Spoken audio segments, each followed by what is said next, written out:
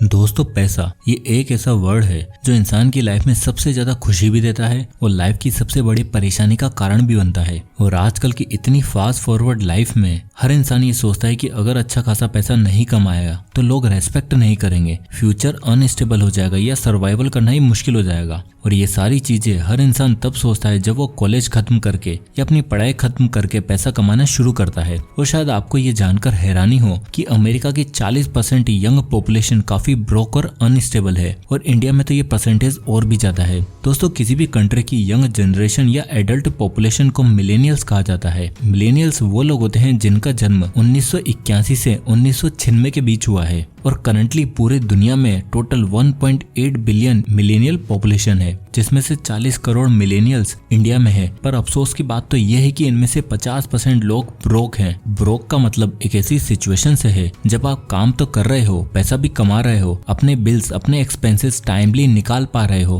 पर फ्यूचर के लिए कुछ भी बचा नहीं पाते और फ्यूचर के लिए कोई फाइनेंशियल प्लानिंग भी नहीं कर पा रहे। और मोस्टली लोग ऐसे ही होते हैं जो सच में ये सोचते हैं कि 22-23 के होने पर काफी रेस्पॉन्सिबिलिटी आ जाती है, फिर उसमें मुश्किल से हम अपने रेंट, फूड, हेल्थ पर खर्चा करते हैं और जो कुछ भी बचता है वो नेक्स्ट मंथ के एक्सपेंसेस को चलाने में लगा देते हैं। अब ऐसे में हम क्या इमरजेंसी फंड और रिटायरमेंट फंड बनाते फिरे? वेल, अगर आप भी ऐसा सोचते हो तो आई एम श्योर आप भी ब्रोक मिलेनियल वाली कैटेगरी में आते हो, जिसे बचपन से यही सिखाया गया है कि सक्सेसफुल होने के लिए पैसा कमाना जरूरी है, पर ये कभी नहीं सिखाया गया कि कैसे कमाना है और सबसे इम्पोर्टेंट चीज कैसे बचाना है। और हमारे अंदर सबसे बड़ी कमी जो है वो है फैक्ट को एक्सेप्ट ना करना, अपनी करंट फाइनेंशियल सिचुएशन को एक्सेप्ट ना करना। हम में से बहुत से लोग अपनी फाइनेंशियल लाइफ शेयर करने से डरते हैं। अपने फ्रेंड्स, अपनी फैमिली, अपने लाइफ पार्टनर को हम हमेशा एक अलग साइड दिखाते हैं, जबकि आपको अपने फाइनेंस डिस्कस करते रहने चाहिए। और जब आप किसी से डिस्कस करते हो तो लोग आपको सही एडवाइस भी करते हैं,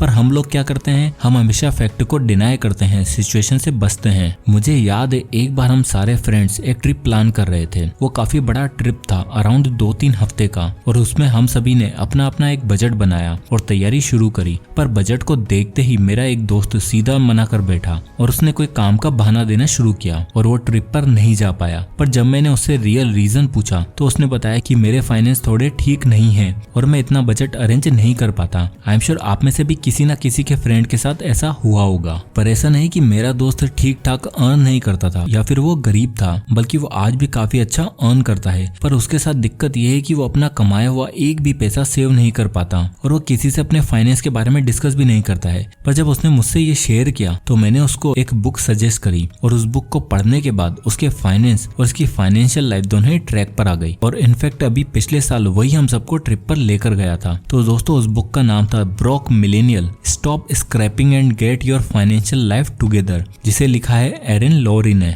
अगर हम बात करें ऑथर एरिन की तो वो काफी फेमस फाइनेंशियल एक्सपर्ट और बुक राइटर हैं। साथ ही वो यूट्यूब और पॉडकास्ट पर वीडियोस के थ्रू अपनी फाइनेंशियल एक्सपर्टीज शेयर करती हैं। एरिन को बचपन से उसके मॉम डैड ने फाइनेंस की काफी अच्छी नॉलेज भी दी थी। एक इंटरव्यू के दौरान एरिन खुद बताती हैं कि उनके फादर हैलोवीन वीक पर उनसे कैंडी टैक्स लिया करते थे एज ए कमीशन, और क्यों वो अपने फादर की वजह से ही वो कैंडीज कलेक्ट कर पाती थी। एरिन का मेन मोटिव है वर्ल्ड के मिलेनियल्स की हेल्प करना, क्योंकि मिलेनियल्स ही किसी भी कंट्री को आने वाले फ्यूचर होते हैं और हमारे मिलेनियल्स ही अगर ब्रोक रहेंगे तो कंट्री की ग्रोथ कहाँ से पॉसिबल हो पाएगी। और इसलिए वो बुक्स, ब्लॉग्स, वीडियोस और पॉडकास्ट के थ्रू नॉलेज प्रोवाइड करती हैं। और ब्रोक मिलेनियल लिखने का इंस्पिरेशन एरिन को तब आया जब वो अपनी एक फ्रेंड लीजी से मिली। दरअसल लीजी विलेज एरिया से शहर अपना बिजनेस सेटअप करने आई थी। ऑथर ने जब लीजी से पूछा कि तुम क्या कर रही हो, तो लीजी ने बताया कि मैं अपना बिजनेस सेटअप करने के लिए एक जॉब करना चाहती थी ताकि मैं अपने बिजनेस के लिए पैसे इकट्ठे कर सकूं, और अब मैं 24 साल की हो गई हूँ, ना ही मेरा बिजनेस सेटअप हुआ है और ना ही मैं अपनी जॉब छोड़ पाई। ऐसे में ऑथर ने लीजी को बताया कि वो अपने ज्यादा टाइम अपने बिजनेस को डेवलप करने में लगाना चाहिए और अपने फाइनेंस को मैनेज करना चाहिए। पर लीजी अपनी लाइफ को ऐसे मोड़ पर ला चुकी थी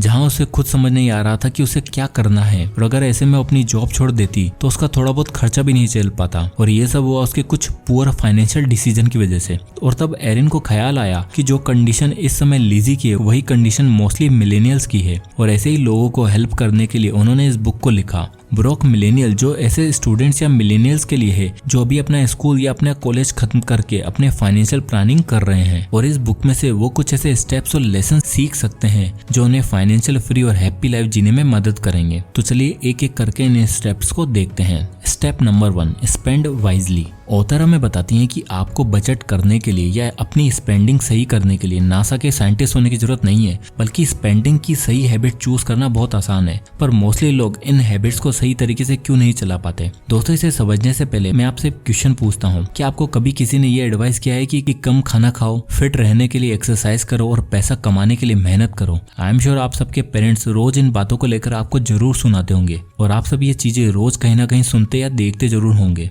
अब आपको लग रहा होगा कि ये तो कॉमन चीज है, सभी बोलते हैं, इसमें नया क्या है? पर क्या आपको कभी ये लगता है कि आप रोज ये सब देखते और सुनते हो, पर क्या आप उसको फॉलो करते हो? आप कितना भी सेल्फ कंट्रोल कर लो, लेकिन अगर आपके सामने स्पाइसी फूड आ जाए तो सारी एक्सरसाइज और रूटीन एक तरफ कर देते हो और आपका सेल्फ कंट्रोल धरा का धरा रह जाता है। और इन सब के पीछे का रूट कोज जुड़ा होता है हमारा बैकग्राउंड और हमारी अपब्रिंगिंग से। ऑथर हमें कहती हैं कि आपकी मोस्टली स्पेंडिंग हैबिट्स आपके बचपन से ही बन जाती है, और जिस तरह आपके पेरेंट्स आपको सब कुछ एक सिल्वर प्लेटर में प्रोवाइड कर देते हैं, इसी वजह से जब आप रियलिटी को फेस करते हो तो आपको स्पेंडिंग्स और आपके खर्चे मैनेज करने में बहुत दिक्कत आती है। और इसी वजह से जब हम खुद से अर्निंग शुरू करते हैं या कुछ करने की सोचते हैं तो हम अपने आप को फाइनेंशियली कॉन्फिडेंट नहीं मानते और हमेशा कुछ ना कुछ परेशानियां फेस करते रहते हैं। तो इस प्रॉब्लम से निपटने के लिए ऑथर हमें खुद से एक सेट ऑफ क्वेश्चन पूछने को बोलती हैं। फर्स्ट, जब आपने पहली बार पैसा कमाया था तो आपको कैसा फील हुआ था? सेकंड, जब आप छोटे थे तो आपने पैसा कमाने के लिए क्या क्या तरीके अपनाए थे?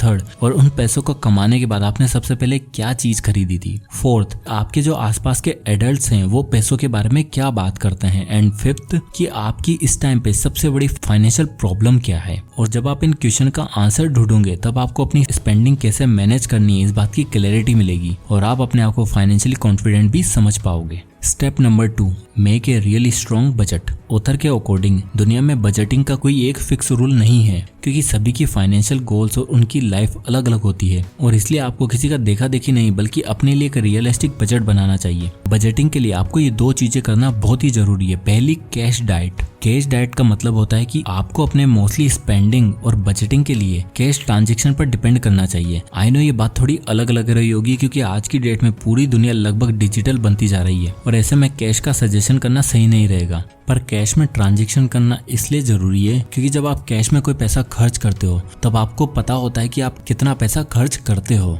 और उसकी जगह अगर आप ऑनलाइन ट्रांजैक्शन करते हो तो हम इतनी सारी चीजें खरीद लेते हैं और इतना पैसा खर्च कर देते हैं कि हमें पता ही नहीं चलता। इसलिए जितना हो सके कैश में ट्रांजैक्शन करो। Number 2, track every penny. दोस्तों, दूसरा तरीका है ट्रैक एवरी पेनी का। ऑथर कहती हैं कि हमें अपने हर एक खर्चे को ट्रैक करने के लिए उसे कहीं लिखकर या रिकॉर्ड करना बहुत जरूरी है। और आई नो कि ये थोड़ा हेक्टिक लग रहा होगा, पर इससे आपको एक क्लैरिटी मिलेगी कि आपको किस जगह ज्यादा बजट रखना है और किस जगह कम। इसे समझने के लिए ऑथर हमें अपनी एक फ्रेंड का एग्जांपल देती है जो हर महीने के $100 सिर्फ पानी पर खर्चा कर देती थी, और जब उसने अपने एक्सपेंसेस को ट्रैक करना शुरू किया तो उसने देखा कि एक अननेसेसरी खर्चा है जो कहीं और यूज हो सकता है, और उस खर्चे को उसने कम करके $10 तक कर लिया। और अगर आप भी रियलिस्टिक होकर अपने खर्चों को बजट करते हो तो आपके लिए भी अपने फाइनेंशियल गोल को अचीव करना ज्यादा मुश्किल नहीं होगा। तो अब आता है step number 3, learn this about credit cards. दोस्तों, आपने बहुत सी वीडियोस, बहुत से ब्लॉग्स में ये देखा या पढ़ा होगा कि क्रेडिट कार्ड से शॉप करना या स्पेंड करना सबसे बुरी चीज है, और क्रेडिट कार्ड आपको ये कई सारे ऐसे ट्रैप में फंसाता है जिससे आप चाहकर भी नहीं निकल पाते हो। पर एरिन का सोचना थोड़ा अलग है। खैर, वो भी यही कहती हैं कि ज्यादा और एंडलेस पैसा किसको अच्छा नहीं लगता, पर कभी कभार ये एंडलेस पैसा आपको एंडलेस प्रॉब्लम में फंसा देता है। पर अगर आपको अपना फाइनेंशियल रेज्यूम कंप्लीट रखना है तो आपको ये जरूर करना पड़ेगा, पर इफेक्टिवली। दोस्तों, हम में से लोग क्रेडिट कार्ड्स की पेमेंट में इसलिए फंस जाते हैं क्योंकि हम उसे एक बैंक अकाउंट की तरह समझ लेते हैं, बल्कि क्रेडिट कार्ड को हमें एक बैंक के लोन की तरह समझना चाहिए जिसे हर महीने खत्म होने पर हमें चुकाना होता है। दोस्तों, क्रेडिट कार्ड कंपनी हमें एक प्लास्टिक कार्ड देती है जिस पर एक लिमिट के अकॉर्डिंग हम खर्चा कर सकते हैं, और जितना जरूरत हो आप उतना खर्च कर सकते हो। और ऐसा करने के बाद वो बैंक या कंपनी हर महीने एंड में आपको एक बिल भेजती है जिसमें 2 तरह के अमाउंट्स लिखे होते हैं, और आपको यही बात जानना सबसे ज्यादा जरूरी है। पहला होता है टोटल अमाउंट ड्यू, जिसमें जिसमें आपने टोटल जितना खर्चा किया होता है वो सारा लिखा हुआ होता है, और दूसरा लिखा होता है मिनिमम अमाउंट पेबल। ये वो अमाउंट होता है जिसमें से आपको सारे ड्यूज नहीं बल्कि एक मिनिमम अमाउंट पे करना होता है, जिससे आपको डिफॉल्टर नहीं माना जाता। पर ध्यान रहे, यहाँ पर एक डेंजरस और हिडन टर्म होती है जिसमें मोस्टली लोग फंस जाते हैं। तो होता ये कि आप जितना मिनिमम अमाउंट पे करते हो उसके बाद उससे बचे हुए अमाउंट को नेक्स्ट मंथ के बैलेंस में रोल ओवर कर दिया जाता है,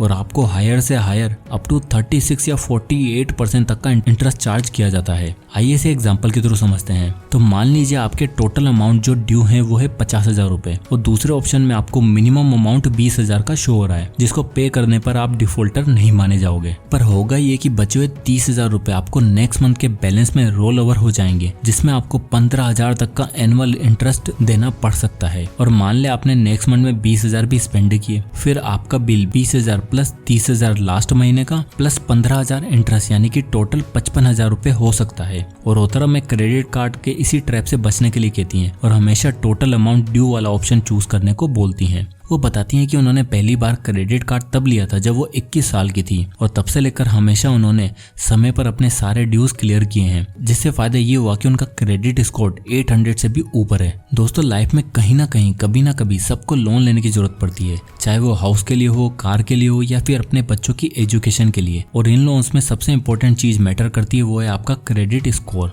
और इसलिए हमें क्रेडिट कार्ड का यूज करते रहना चाहिए, but as a bank account नहीं, बल्कि एक लोन की तरह, जिसे आप हर महीने टाइमली चुका पाओ। सो फाइनली ऑथर हमें इन स्टेप्स और इनमें छुपे लेसन लाइक एक्सपेंसेस, बजट्स और क्रेडिट कार्ड से ये सिखाना चाहती है कि चीजों की स्क्रैपिंग करना बंद करो और अपनी फाइनेंशियल लाइफ को गेट टुगेदर करो। और हर इंसान जितना जल्दी हो सके इन लेसन को सीखे, जिससे फ्यूचर में उसे सिर्फ मिलेनियल्स कहकर बुलाया जाए, ना कि द ब्रोक मिलेनियल। तो दोस्तों, आई होप कि ये वीडियो आपको पसंद आया होगा और इस वीडियो से आपको बहुत कुछ सीखने को मिला होगा। तो अगर ये वीडियो आपको पसंद आया तो इसे लाइक करो, ज़्यादा से लोगों तक शेयर करें, और इसी तरह के वीडियोस को देखने के लिए हमारे चैनल को सब्सक्राइब करना ना भूलें। मैं इसी तरह के वीडियोस आपके लिए लाता रहता हूँ। और अगर आप किसी भी बुक या टॉपिक पर वीडियो चाहते हैं तो हमें कमेंट करके जरूर बताएं, मैं उस पर वीडियो बनाने की पूरी कोशिश करूंगा। तो मिलते हैं नेक्स्ट वीडियो में, तब तक के लिए जय हिंद।